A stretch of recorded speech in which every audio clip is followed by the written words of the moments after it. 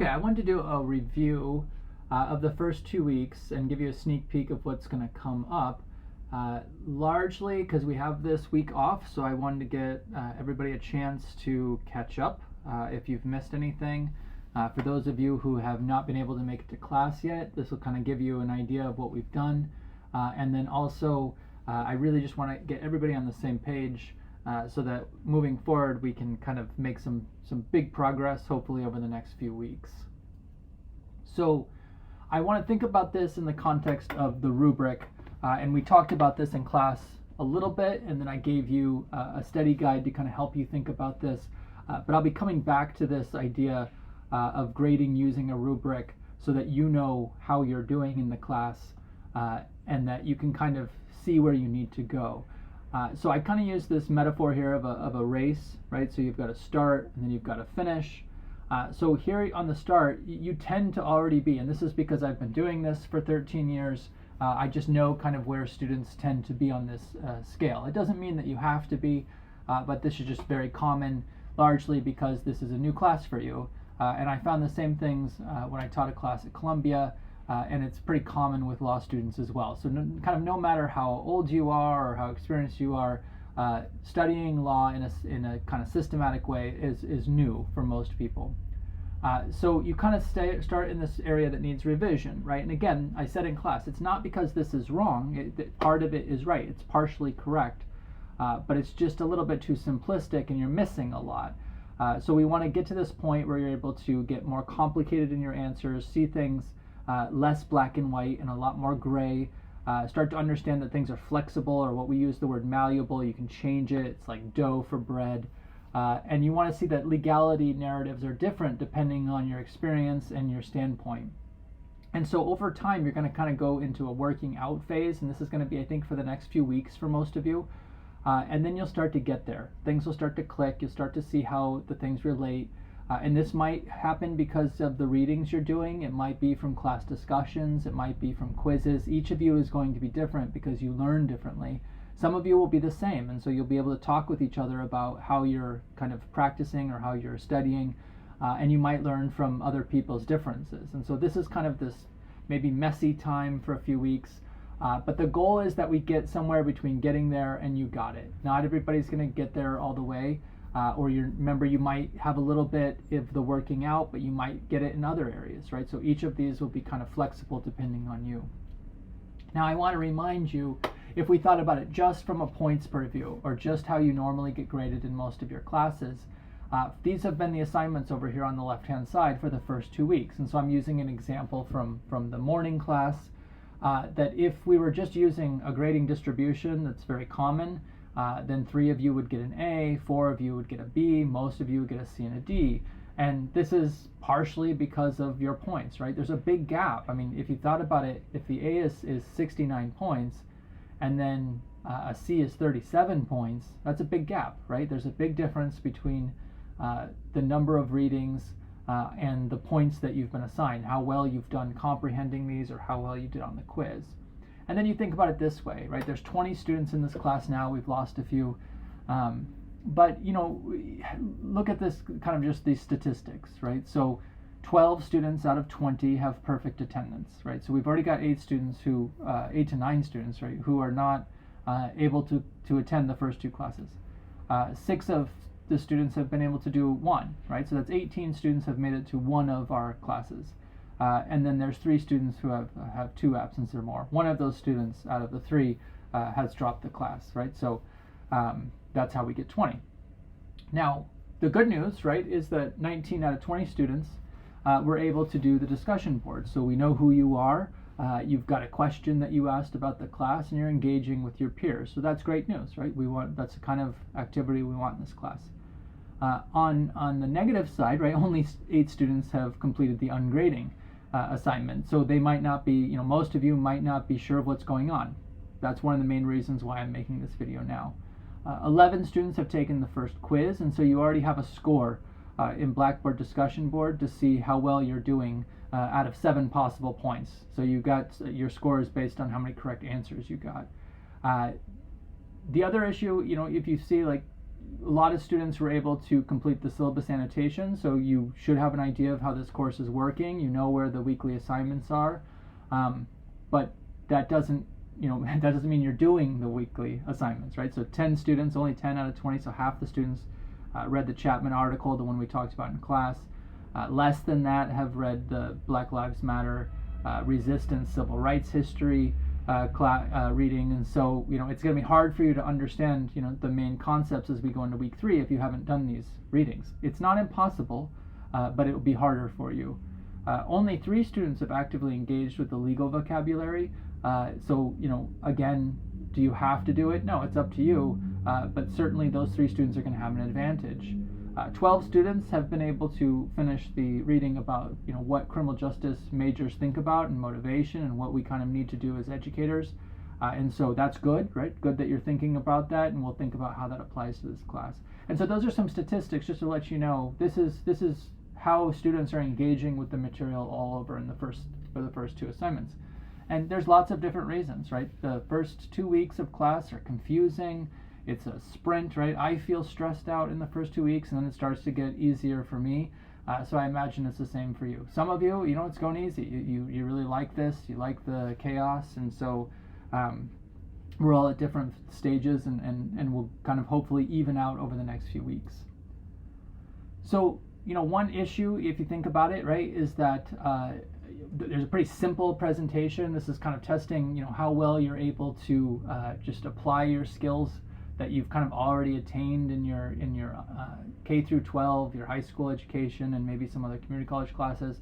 And so you understand now the general ideal for professional criminal investigation is to collect, organize, record, and examine evidence. And that's also that it can be used in either a plea bargain scenario, which I'll confess I think is terrible and unconstitutional, but it is 95% of the time people are being forced into plea bargains. But this whole process, the professional criminal investigation, is for prosecutors to bring in and introduce evidence at trial. And so that's really what organizes this entire process. We can talk more in class as we go through the reading about why this doesn't happen, or why I don't like it, the plea bargain system, or why it's required, why do we do it, even though it's against the Constitution. And we can think about it more deeply. But the good news here is that most students are able to remember this information on the quiz, right? I should notice that this is from the quiz. Unfortunately, however, right, so even though we went over this in class and you've got access to this reading really, it contradicts a lot of your assumptions, things that you came into the classroom thinking you knew. And so like I said, some of this information is correct, but some of it is not. It's too simple. And so the reality is that over time, detectives have closed fewer and fewer cases, meaning most of the, especially the violent crimes, are left unsolved. They never get solved. And so you might put 2 and 2 together here, right? You have more plea bargains, which means there's less need for a professional criminal investigation. So fewer precincts, fewer police officers and detectives are engaged in the professional collection of evidence and the core, right? And so fewer and fewer cases are getting solved, right? Kind of common sense, right? The difficulty is that less than 50% of you got this answer correct. So that's what we're dealing with in the classroom, is that we're really clashing with a lot of myths and assumptions that aren't based on reality. Now, this happens again, but luckily most students got this answer correct, is that violent crime is actually much lower than it was 30 years ago. So now, again, this isn't what we hear in the news, because the news, right, is there to sell. This is, if you ever take a journalism class, the news is there to sell sex, scandal, and violence, right? They're just like a fictional TV show. They're there to entertain you, not provide accurate information. That's not really the job of the news. Some people argue it should be, and maybe we agree with that, but it's not what it does. And so we thought about the fact that even if there was 2 murders every day in New York City, that's only 700 murders. So in a population of 9 million people, it's really not a lot of murders. So what's really going on? What do we, when we say crime is going up, what do we mean? Well, property crime, right? Trespassing, loitering, vandalism, breaking windows, these different things. That's what tends to be the vast majority of crime. shrinkage, right, stealing from your employer, taking something without touching somebody, right? These are the much more common crimes. And again, this is good news. Most of you, learned this information. Some of you said it surprised you, but now you remembered it, so that's good. It's troubling that a fairly large number, right? So 25% of the students are getting this wrong, right? So we have to remember that in class it's going to take other students a little bit longer to deal with this new information. Now, I think this is probably self-explanatory, right? Most students were able to get this correct because it probably applies to you, right? You learn more as a criminal justice major when you feel like it connects to things that you can apply outside of the classroom. So I'm glad to see that this is true for most students. Now, this one is not surprising, right? We talked about this in class, and this was really surprising for a lot of students. The huge majority of gun deaths, right? So gun deaths have gone up in this country, but those are suicides. So most people who use a gun use it to commit suicide, not homicide, not double homicide, and not mass murders. But again, look at the graph here. Almost 50% of students got this answer incorrect. And so this is what we're dealing with in the classroom, is again, dealing with these assumptions and myths that are going to make it harder for you to learn. But we're going to try to all learn together in the next few weeks. Now, this is a great kind of segue, right? Your assumptions kind of come out. I asked, I'll admit this is a trick question, but it's also saying how well were you able to apply the information you learned in week 1 and week 2. And so you had the definition of homicide. So you knew, homicide is a crime, and you knew that it is when it causes somebody's death. So in the case of Eric Gardner, I'm trying to see, well, what was the actus reus? What was the criminal act that caused Eric Gardner to die? A lot of you got it wrong, right? You wanted to blame Eric Gardner. You wanted to say his activities were the things that caused his death. Now, from a personal opinion point of view, that's fine if you have that opinion. But legally speaking, that's incorrect, right? What we mean in the courtroom, what we mean by the study of the legal system, is what is the criminal act that caused the death, right? So unless you commit suicide, you can't contribute to your own death, right? Now, again, on your personal opinion and your moral standards, of course, you're right. But in a legally sense, right, in the legally speaking sense, that is incorrect. And so it was the police fault that caused Eric Gardner's death, and here are some answers that people gave. Homicide is the accurate answer. It's not very clear, right? But Eric, this longer version is great, right? So a combination of those two things, or a combination of really all these answers, would be the perfect answer. However, the one on the left-hand side here, that it was Eric Gardner's fault, this tells me a lot about your bias, right? Tells me what you're looking for when we're thinking about legal issues, especially related to the police. Again, these can be good opinions. You might think that this is, selling cigarettes might be a bad idea, but that is not the cause of homicide, right? Probably 1 million people are selling illegal cigarettes right now, and they're not going to be killed by a police officer. So you can't say that it's the cause of death. Now, again, it's a little bit of a trick, but I'm trying to get you to think about this now so that as we go through the class, you're not making this mistake over and over again. Now, here is another one where this is hard, right? I want to be sensitive because this is a brand new thing you're learning how to do. So nobody did this super well. But when a professor or an educator is asking you basically to compare and contrast two sources, in this case it was the New York Penal Code and then the Model Penal Code, what we're really looking for you is to show you that you understand critical thinking and that you can apply it to your own experience, right? That's like a difficult thing to do. It takes time as a student, but we want to start practicing it now. So by the end of the semester, you're doing this without even thinking about it. But let's think about, this is the bad answer, right? It's very overgeneralized and it's rooted in this kind of myth and assumption. And we don't really learn anything from this answer. And so you want to avoid these kind of short, simplistic answers. This next one is okay, but it's pretty vague. It doesn't really tell me what I'm looking for here. You're not directly making a comparison, and you're not using specific examples, and you're not really talking about your own point of view, your own standpoint. And so this is what we really want to work on over the next few weeks. And this should be easy for you as we start using the Hate You Give text. Like now you'll be able to have your own opinions, and you'll be referring to the concepts you've learned so far. So this is kind of the way that if I were to, let's imagine it was a video game or it was a movie, right? These are the scenes that you're going through, and this is what you were supposed to have learned. And so, you were starting over here on this left-hand side, and now you're trying to move over to the green, right, to this right-hand side. And so what did you do to get there? You thought about the definitions of murder. We talked about it in class. We talked about degrees, exceptions. We had some fun with that. You learned about legality narratives. We learned about how those apply. We talked about the Garner murder through the video, and you could have thought about that more on your own time. You were asked to think about it and write about it. And then you were given two articles, the Chapman article and the Lawrence article, that kind of give you some new concepts to think about. Chapman's article is talking about how judges are really providing an encouragement to police officers to use excessive force, and they're protecting them. And there was these judicial doctrines that they're doing that through.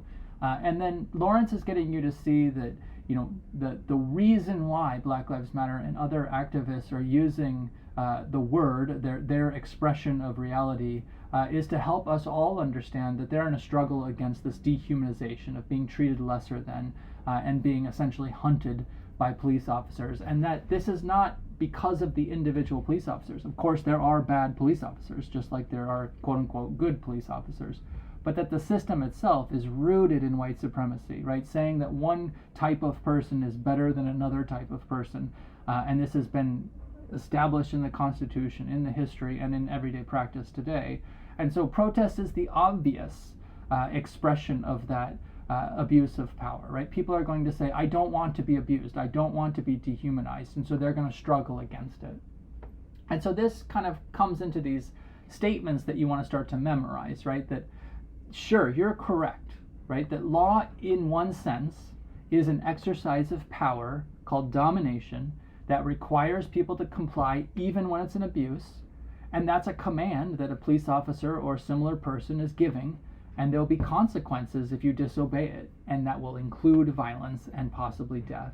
And so you want to think about that is true, but it's not the whole story, right? That truth also creates resistance, and that resistance is also law. And then we want to think about it if one is outweighing the other, right? If this domination is very heavy like it is today, then that's an unjust system that's going to be a threat to us all. We want to remember that the ideal of criminal investigation is to collect, organize, record, and examine evidence. That's the ideal, but that it's not really happening, and it's been declining. And so violent crime has been going much lower, which is kind of a miracle given the problems in policing. But on the other hand, property crimes and other non-violent crimes are on the increase. And so we want to think about the economic and structural reasons for that. And then we want to think about the story that's not told, right? How come we don't, on TV and in the news and in our textbooks, how come we're not really talking about the fact that violence actually tends to be much more common among wealthier white men, right? That includes rape. And now you can also think about the criminalization of abortion, right, occurring from people who are white men. They're the ones making this happen. And so we don't talk about this a lot, and so that goes back to Lawrence's kind of point about the white supremacy system, saying that, well, white men are better, and so they get to make all these rules. And so this is a dilemma that's going to come up over and over and over in the legal system.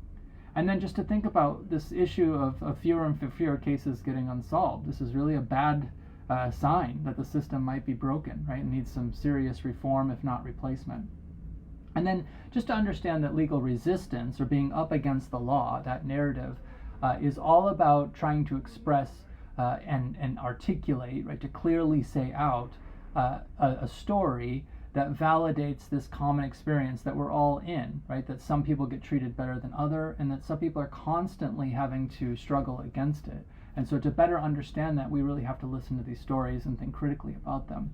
And then to understand that before, with, and up against legality narratives are not one or the other, right? They all exist. They're interrelated, they're integrated, they feed into each other, and they represent the struggle that real people go through every day. And so this is kind of what you need to understand just for the first 2 weeks. I know that's a lot, and we're going to be coming back to this over and over and over again. But it's the core, it's the foundation, it's the thing you really have to understand in order to move forward. So that gives us now a peek of what's coming up. My eyes wander, but I'm going to go back over here to the left. I should be consistent, right? So I'm hoping now that we'll be in this working it out phase for at least this next week, and then probably another week or two after that. We'll just be kind of working it out. Some of you will starting to get it. You'll be getting closer. But we're going to try to get to this idea that power is not just one thing, right? It's not just domination. It's not just obey me or else there's going to be consequences. It is that, but it's more than that too. And so you want to start thinking the next level is that if it's not an individual power, then maybe it's a group power. Maybe certain groups, like we were saying, white supremacy, maybe white men as a group have more power than other people. Or maybe black women have less power compared to white women, right? You want to start thinking about that way. That's not the only story, and that's why it's a C answer, but it's getting us closer than just thinking about individuals. You also want to start thinking about the three legality narratives instead of just your own single view of legality, or that law is just one thing. And then you want to start to use the course concepts to establish your standpoint, your point of view. I tend to agree with, you'll say. You'll understand that there's other ways of thinking, and that's going to be getting to the B and the A answers, but you want to start getting into the habit of saying, this is why I believe this, or this is my reason for saying this, and that's a good way of letting me know you're in this working it out phase, whereas before you were just saying things are this way, right? And nobody knows what you mean or why you're saying that, or what you're basing it off of. And so we're going to start to learn about the judiciary acts. You're going to think about this social construction of reality, something that you might learn in your sociology class, or you should be learning in your sociology class.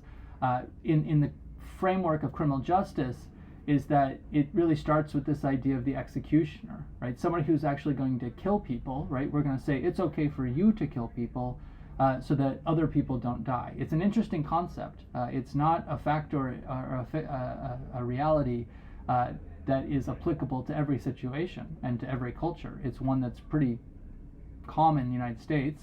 And so we want to think about what happens when you create a system in which you're saying to somebody, it's okay for you to kill people. And you'll watch this short video called The Lottery to give you kind of an idea of where we're going with this. And you'll start to see that this way of thinking really encourages a with the law narrative, right? It organizes society into a system where there's going to be winners and losers, and that judges are going to be on the side of the executioners, right? They're the ones who are sentencing people to death. They're taking away people's liberty. Maybe they're not the good guy, right? Maybe you think they are, but they're certainly doing things that lots of people would find to be immoral. And many of you are starting to express that in your work. And then to understand that all of us exist within the system and we comply. So I just want you to think about that for a second.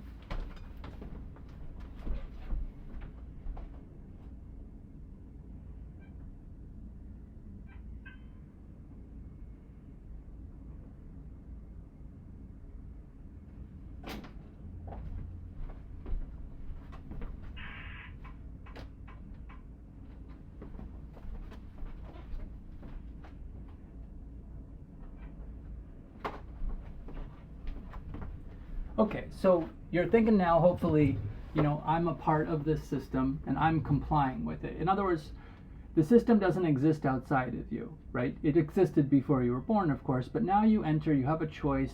You can either comply with it or you can resist it. So as you watch The Lottery, or if you watch it again or you think about it, I want you to think about that. What would you do, right? Would you pick up a rock and would you throw it as part of being this group that's going along with the judge, going along with the executioner and killing one of your own? How would you resolve this conflict? And some of you might be saying, well, what else is there? Well, there are some cultures and some people who believe in a concept called forgiveness. That's also sometimes referred to as restorative justice or healing circles, right? There's all these different ways of settling disputes. You don't have to kill people and you don't have to lock them up. You might think about how people treat children, right? There's different ways of disciplining. There's people who don't discipline their children. So there's lots of different examples of different systems. And then now to think about this even more complicated, right? You've got these ideas of criminality, you've got who's right and wrong, but we tend to glorify the Declaration of Independence, right? But from the perspective of England, that was an illegal document, right? That was a violation of the law. And so the colonies, their leaders were rebelling. They were criminals, right? They were committing the act of treason. They were going against the English law. And so it's all about perspective, and it's all about how people are thinking about the law. It's not as simple as those myths and generalizations tend to reduce them to. And then you're going to read a reading it's very, it's for some people it's not very surprising, and then for other people it's very surprising. A lot of you thought the courts, judges, that was like a fair place where these people are neutral and they apply the law, and they just kind of do what they're told. And you're going to find out that there's problems in the judiciary. There's problems in the courts with judges, that they are dominated by white men, and that you've got a system of white supremacy, and that women, when they rarely are allowed to be judges, and when they're hired or confirmed by the Senate, they have to work harder. They have different standards. They're not treated equally, and so you're going to see how that works out by judges, what they say about their work. And then now, as you get through this, we're going to start to, these are kind of like these core readings that you have to have, so you have this understanding. There's going to be a few more of those. There's going to be a diagram that we'll talk about in class to help you kind of visualize this for those of you who are visual learners. And then you're going to start to apply a lot of the legal vocabulary, if you go back in time to the vocabulary list, to start thinking about, how can you start using this language to explain the concepts. And we'll do that through a couple more readings, but we're really going to start digging into the hate you give so that you can talk about your own lived experience. That establishes your standpoint, your point of view, helps you explain your reasoning, and then also starts to help you analyze legality narratives. And that hopefully will all come clear to you over the next few weeks. Again, I just wanted to kind of catch you up if you got behind, allow you to think about these concepts, give you some answers, tell you where we're going, and kind of just to provide a roadmap for you all.